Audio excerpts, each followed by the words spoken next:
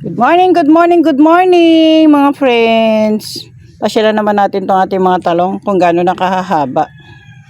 Teka lang ha, puntahan natin. Ito ditong isa. Ito yung last time oh. Ayan na, abot na po hanggang lupa.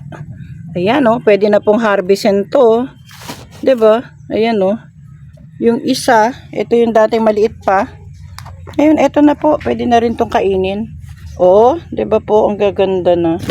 Pero the rest, wala pa. Yung iba, wala pa talagang bunga.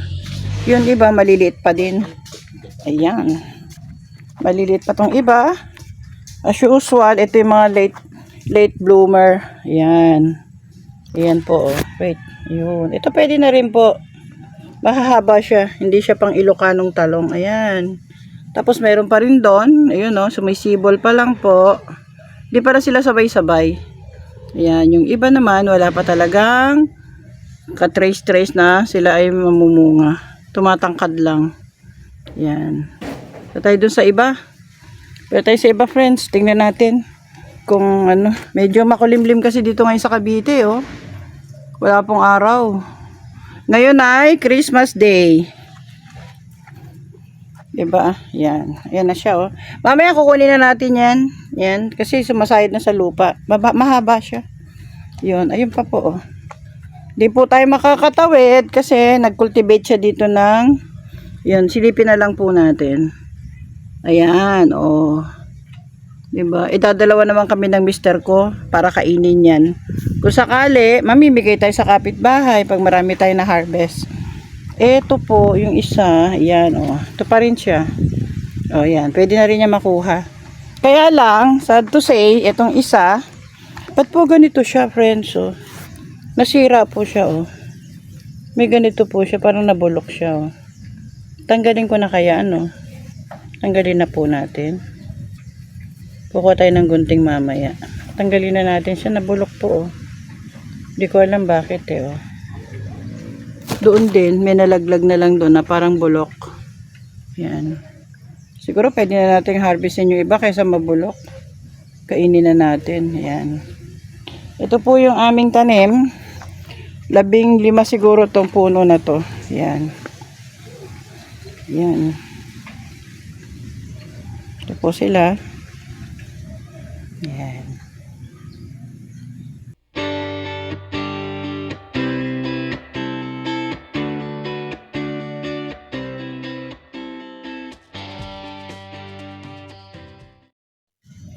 Ito friends, gupitin na natin tong isa.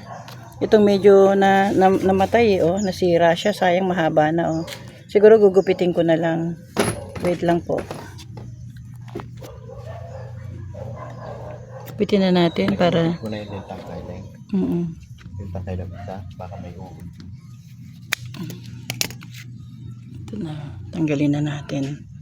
Ayan. Alisin na natin to. Baka magkaroon pa ng ano, mga bad insect, mga uod. Tanggalin na natin siya. Sayang lang ano po. Anyway, ganun talaga. Hindi lahat nagtatagumpay. Ayan. After nila friends, punta naman tayo dito sa, ayun po yung palaya natin. Oh. Mataas-taas na rin siya. Nakakatuwa po, 'di ba, na sa maliit mong bakuran, meron ka nagigain. Kahit pa paano meron kang maha-harvest na hindi ka naman talaga farmer. 'Di ba?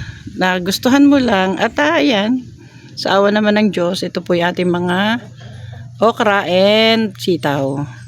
Sa awa naman ng Diyos, friendly naman po ang ating ano, ayan, ang ating mga pananim. Tumutubo sila kahit papaano. Ayan, o 'di ba po?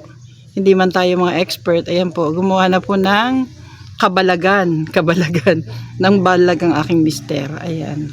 Sorry po, against po tayo sa lights. Ayan. Kasi nakaupo po tayo dito. Ito pong Silengs TV, wala mga legs. Ayan, ganyan lang po yan. Kaya minsan, struggle sa akin na bumaba at mag-video-video pa ulit ng hanggang doon sa makakaya ko. Yan, dito na lang po kami mag-asawa yan. Dadalawa na lang naman po kami. Every time na ano, may gagawin siya, pumupunta ako dito. Tinitignan ko rin yung mga ano niya, mga pananim niya. Yan. Tapos, dito kami nagkakape. Dalawa lang naman kami. Dito sa ating mga alaga. Ayan, mga alaga natin, mga manok. Mga manokish. Ayun, nandun sila ipon-ipon, umiinom ng tubig. Ito naman po, alam niyo po ba itong mga day old na to dati? Ngayon, nangingitlog na rin po yan, kahit hindi ganyan kalalaki. Hindi sila ganong katatangkad na katulad nung kabila. Yung mga adult na.